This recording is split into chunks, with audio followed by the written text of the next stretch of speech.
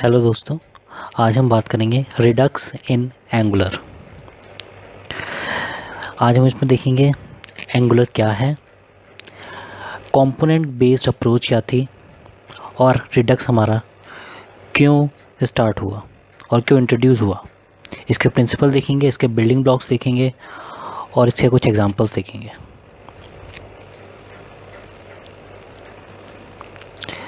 Okay, सो हमारा Redux जो है वो एक स्टेट मैनेजमेंट है। अब अगर आप स्टेट मैनेजमेंट की बात करें तो जैसे कि आप एक लाइब्रेरी में एक बुक देखते हैं, वो बुक क्या है, एक बुक रखी हुई है जिसको हम लोग एज ए स्टेट बोल रहे हैं। तो उसकी कुछ स्टेट है, उसका कुछ नेम है, उसका कुछ कलर है। तो ऐसे ही बहुत सारी बुक्स को जो हम लोग एक लाइब्रेरी में रख देंगे तो उसको मैनेजमेंट करना is just like a state management. किसी भी ऑब्जेक्ट के स्टेट को मैनेज करना वो एक स्टेट मैनेजमेंट हो गया। Is absolutely critical in which is absolutely critical in software development. There are terms of ways to manage the application state. बहुत सारे तरीके हैं जो फेमस हैं, जो कि हमारे मोस्ट पॉपुलर हैं। वो है कंपोनेंट बेस्ड अप्रोच और दूसरा है हमारा रिडक्स। जैसे कि मैंने आपको बताया, अगर आप ये लाइब्रेरी कंसीडर करते हैं तो इसमें जो बुक होगी उसका कुछ स्टेट है और वो बुक हमारे अगर लाइब्रेरी में पड़ी है तो उसको हम लोग मैनेज कर रहे हैं उस बुक को। तो वो हो गया हमारा एक स्टेट मैनेजमेंट। दूसरा आता है हमारा कंपोनेंट बेस्ड अप्रोच। कंपोनेंट जैसे कि आप कोई सा भी यूआई ले लें, एंगुलर ले लें या आप रिएक्ट ले लें, दोनों में ही कंपोनेंट हमारे प्राइमरी बिल्डिंग ब्लॉक है हमारे एप्लीकेशन के। अब ये क्या है कंपोनेंट बेस्ड अप्रोच और इससे क्या एडवांटेज है, आइए देखते हैं। कंपोनेंट हमारा बहुत सारे आप समझ सकते हैं एज ए मॉड्यूल्स। जैसे कि हमारा लॉगिन एक मॉड्यूल हो गया, एक हमारा वेलकम पेज एक मॉड्यूल होगा। तो उसको मॉड्यूल ना बोल करके हम लोग कंपोनेंट्स बोल रहे हैं। उस कंपोनेंट एक यूआई है, उसमें एक जस्ट लाइक एमवीसी स्ट्रक्चर होगा, उसमें एक व्यू होगा कंपोनेंट का, उसके अंदर आप मॉडल होगा। और जैसे कि एंगुलर के अंदर हम लोग फॉर्म बेस्ड कंपोनेंट यूज़ करते हैं तो उसके अंदर फॉर्म कंट्रोल्स होंगे, इनपुट टैग होंगे, टेप, ये पार्ट पूरा हमारा यूआई का हो गया। देन उसके अंदर डेटा जो होगा, then you can communicate it with services as well. तो इस तरीके से तो एडवांटेजेस क्या हैं इसके, रीयूजेबिलिटी। आप एक बुक को कंसीडर करिए लाइब्रेरी के अंदर, तो उसको हम लोग रीयूज़ कर सकते हैं हर बार और किसी को इश्यू हो सकती है। रिप्लेसेबिलिटी, उस स्पेस की जगह हम लोग कोई और नई बुक लेकर के आ सकते हैं लाइब्रेरी के अंदर, इसको ईज़िली मेंटेन कर सकते हैं और एक प्रोजेक्ट का स्ट्रक्चर क्लीन एंड सिंपल रख सकते हैं। तो ये सब हमारे एडवांटेजेस हैं इसके। Component based approach just like MVC view है, देन द मॉडल है which is the data and this data is connected to the controller और you can say the database if you want.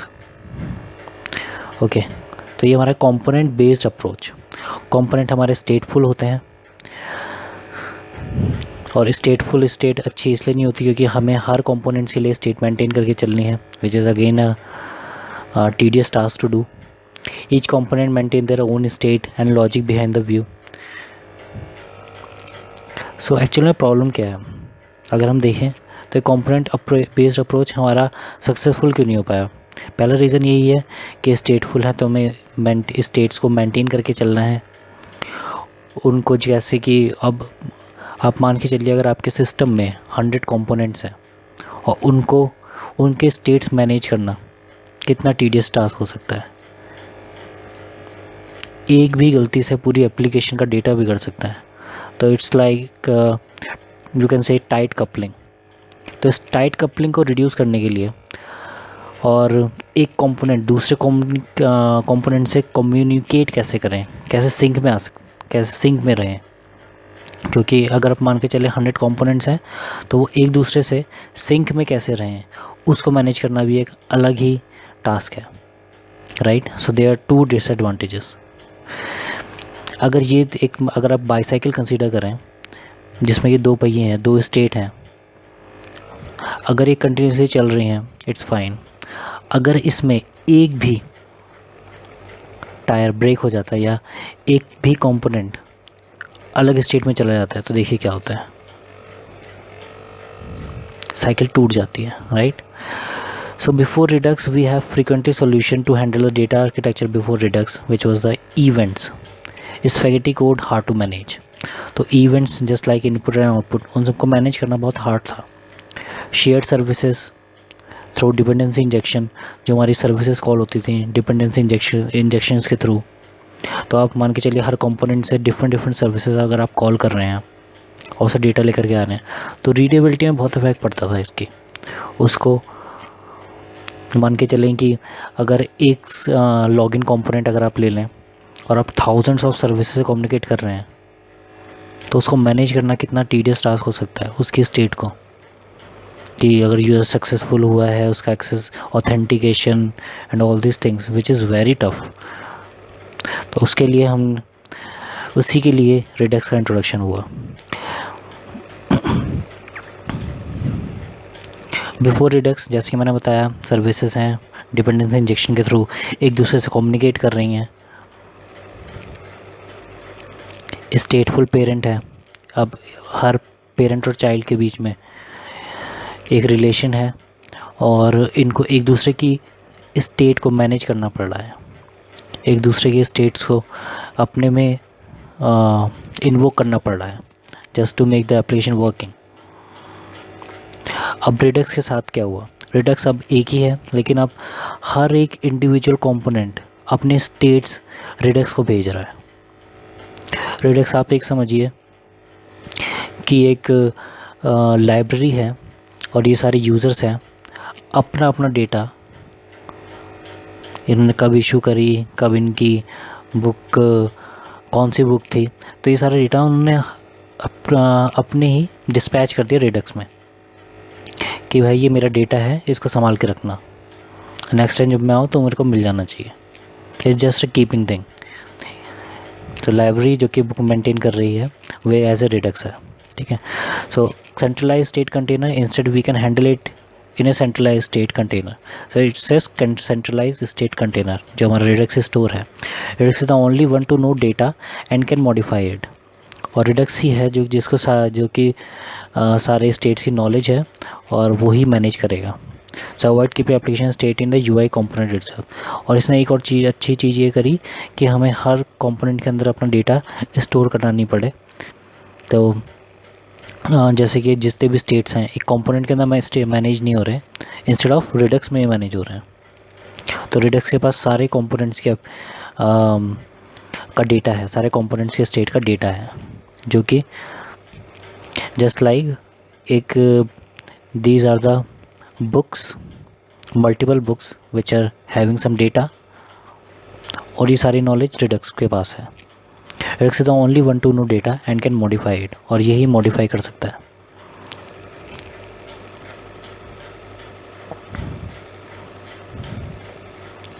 या so history of Flux और Redux. पहले हमारा Flux आया था, उसी का एडवांस वर्जन रिडक्स है। फेसबुक मैसेंजर की एक प्रॉब्लम आई थी जिसने कि इंट्रोड्यूस किया फ्लक्स आर्किटेक्चर को। Redux is simple and light weight implementation of the flux architecture only which is very clean and elegant solution to the problem. So what is Redux? Redux is a library that you manage the state of your application, जो कि एक application की states को manage कर रहा है। सो हमें Redux use कब करना चाहिए? ओके, तो हमें Redux का यूज़ करना चाहिए if you are building a medium to large single page application. एक हमारी मीडियम टू लार्ज एक एप्लीकेशन है, उसको अगर हमें मेंटेन करना है then you will go for the Redux complex view and the data flow. Redux के प्रिंसिपल्स क्या हैं? ये एक सिंगल सोर्स ऑफ ट्रूथ है, यही इसको हम ऐसे क्यों बोल रहे हैं क्योंकि यही सारी चीज़ों का इन्फॉर्मेशन रख रहा है और उसी को ही मॉडिफाई कर रहा है। स्टोर ही है जो कि सारी इन्फॉर्मेशन रख भी रहा है और उसको चेंज भी कर रहा है। State is read only, no one can change it, changes are made with pure functions. Single source of truth. अब अगर इसको देखें तो मैंने जैसे कि बताया था entire state of the whole application stored in one single JavaScript object within a single store. So एक स्टोर के पास सारी एप्लीकेशन की नॉलेज है। Since the entire state is represented in a single object we are able to keep track of changes over time. State हमारा read only है and the only way to change the state is to dispatch an action. जैसे कि मैंने बताया, हर एक user, हर एक book अपना data dispatch कर सकती है if they want to change their state. States को चेंज करने के लिए क्या करना पड़ेगा? डिस्पैच करना पड़ेगा। An action is a plain JavaScript object describing what happen. Changes are made with the pure functions. Okay, to specify how the state is transformed by action, you write the reducers. और अगर हमें reducers, so just like एक state है, then action है, then reducer है। reducer जैसे कि नाम सजेस्ट कर रहा है, हम किसी चीज़ को रिड्यूस करते रहे हैं। जैसे कि हमारा एक सम है 1 + 2 = 3, तो ये 3 कैसे आया? ये रिड्यूसर नहीं कर रहा। सम एक एप्लीकेशन है, सम हुआ और 1 + 2 का सम हुआ और इसी उसका जो रिज़ल्ट था वो था 3। तो that's the working of the reducer. Reducer are pure function that take the previous state and an action and turn the next state of the whole application. So reducer एक प्योर फंक्शन है जिसने कि previous state ली जो कि 1 थी और action लिया जो कि 2 था and turn the new state of the application which is 3। Redux के बिल्डिंग ब्लॉक्स, जैसे मैंने बताया, स्टोर है, एक्शंस एंड द रिड्यूसर्स हैं। स्टोर सिंगल जावास्क्रिप्ट ऑब्जेक्ट जो कि एप्लीकेशन की स्टेट को रखता है। सिंगल स्टोर मान के चल सकते हैं। We can think of store as the local client side database. Actions हमारे क्या हैं? जो कि स्टोर, जो कि एक यूज़र है जो कि एक्शन फायर कर रहा है और स्टोर के पास जा रहा है। तो actions are plain JavaScript object describing the changes. क्या चेंजेस करने हैं वो एक्शन के अंदर आता है। रखना कहाँ पे है? वो स्टोर के अंदर आता है। और कुछ रिड्यूसर्स हैं, अगर कुछ हमें चेंज करना है, किस तरीके से चेंज करना है, वो हमारे रिड्यूसर के अंदर आते हैं। The application state is read only and can be modified by the dispatching the action to the store. जैसे मैंने बताया, एक्शन हमारे इस तरीके से रिप्रेजेंट होंगे, टाइप, ऐड टू। और अगर हमें चेंज करना है, स्टोर के पास भेजना है, तो we will use the dispatch action. Reducer is a pure function that specify how the state changes. State की चेंज, स्टेट अपने स्टोर्स अपने स्टेट कैसे चेंज करेंगे, उसके लिए हमने रिड्यूसर्स को यूज़ करा। We can think of reducer as an action handler which determine how the state is change. Reducer take the previous state, जो कि प्रीवियस स्टेट लेता है, एक्शन लेता है और रिटर्न कर देता है न्यू स्टेट, जिसमें हमने पिछले एग्जाम्पल में देखा। Reducer does not modify the state, it just return the new state.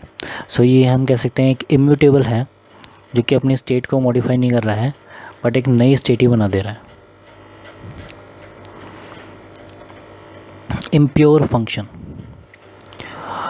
Function जो कि अपनी स्टेट्स को ही चेंज कर देते हैं, they are not immutable. Pure functions are those which are immutable. ये हर बार स्टेट, नई स्टेट ही हमारी बना रहे हैं instead of changing the original state. These are the reducer functions जिसमें हम लोग एक एक्शन टाइप लेके चलते हैं। एक्शन अगर इंक्रीमेंट होगा, डिक्रीमेंट होगा, तो ये हमारे इस तरीके से काम करेंगे, जो कि हमारा रिटर्न करेगा काउंट +1 अगर इंक्रीमेंट है, डिक्रीमेंट है तो काउंट -1। काउंट एक वेरिएबल है और ये इन सब का डेटा कहाँ पे जा रहा है? स्टोर के पास। यूज़र ने एक्शन क्या लिया? इंक्रीमेंट या डिक्रीमेंट। रिड्यूसर ने क्या किया? रिड्यूसर ने उसको एक्चुअल फंक्शनैलिटी प्रोवाइड करी। तो ये पूरा इसका ओवरफ्लो है। एक्शंस से हमारा डिस्पैचर में जाएगा,